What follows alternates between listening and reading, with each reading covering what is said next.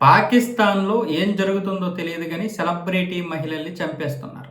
ముఖ్యంగా ఇన్‌ఫ్లుయెన్సర్‌గా ఉన్నటువంటి సెలబ్రిటీ మహిళల్ని చంపేస్తున్నారు. నిన్నేమొచ్చేసి ఆయేషా గిలమానా అలియాస్ సంసో బీబీ అనే ఒక 13 లక్షల ఫాలోవర్స్ ఉన్నటువంటి ఇన్‌ఫ్లుయెన్సర్‌ని చంపేశారు. ఈవిడకి టిక్‌టాక్‌లో మంచి ఇన్‌ఫ్లుయెన్సర్‌గా పేరుంది. పైగా అనేక కమర్షియల్ యాడ్లు కూడా చేసిందంట. మరి దాంతో ఎక్కడ వివాదాలు వచ్చాయో తెలియదు. చాలా మంది మొదట్లో ఆర్థిక వివాదాలు అవి వచ్చి ఉంటాయి అనుకున్నారు. కానీ వాస్తవం ఏంటంటే ఈ అమ్మాయి ఫేస్ కనిపించే విధంగా మొత్తం మామూలుగా కనిపిస్తుంది.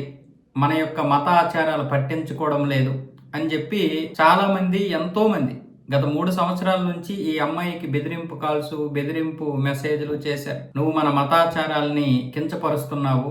మన మతానికి చెడ్డ పేరు తీసుకొస్తున్నావు. నీ ఫేస్ కనిపించకుండా నువ్వు వీడియోలు చేయాలి కదా అని చెప్పి కొంతమంది వార్నింగ్లు ఇచ్చారు. నిర్ణయం వచ్చేసి ఇద్దరు వ్యక్తులు బైక్ మీద వచ్చి అమ్మాయిని కాల్చేసి చంపేసి వెళ్ళిపోయారు. ఇది ఇలా జరగడం 5వసారి పాకిస్తాన్‌లో. ఇంతకు ముందు 4 ఇన్‌ఫ్లుయెన్సర్‌ని చంపేశారు. అంతకుముందు 2ని చంపడానికి ప్రయత్నాలు చేశారు. వాళ్ళు త్రుట్లు తప్పించుకున్నారు. ఈ విధంగా ఎవరైనా సరే బయటికి వచ్చి వాళ్ళ యొక్క స్వేచ్ఛని ప్రదర్శిస్తే మాత్రం పాకిస్తాన్లో చంపేస్తున్నారు. దీనికి ప్రభుత్వం చట్ట ప్రకారం ఏదో తూతు మంత్రం కేసులు పెడుతుంది కానీ అలాంటి వారిని 3 నెలల తర్వాత విడిచిపెట్టేస్తుంది. ఎందుకంటే ప్రభుత్వం మీద ఒత్తిడి రాకూడదని. వాస్తవంగా ప్రభుత్వానికి కూడా ఈ విధంగా వీడియోలు చేయడం అనేది ఇష్టం లేదంట. అక్కడ జరిగినటువంటి ఎంక్వైరీలో తేలిందంటే ప్రభుత్వ పెద్దలు కూడా ఇలాంటి విషయాల మీద అసహనంతోటే ఉన్నారు. ప్రభుత్వం అంటే ఎవరు? మనుషులే కదా, వాళ్ళకు కూడా ఇలాంటి ఇదే కదా.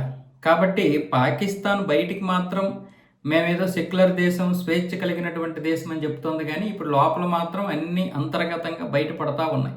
ఇప్పుడు దీని మీద చాలా పెద్ద ఇష్యూ అవుతుంది. కానీ ప్రభుత్వం మేము వాళ్ళని కఠినమైనటువంటి శిక్షలు అమలు అయ్యేలా చేస్తామని చెప్తున్నారు. కానీ మరి ఒక 3 నెలలు 6 నెలల తర్వాత విడిచిపెట్టేస్తారు. మహా అయితే సంవత్సరం. అది కూడా సాధారణ జైలు శిక్ష.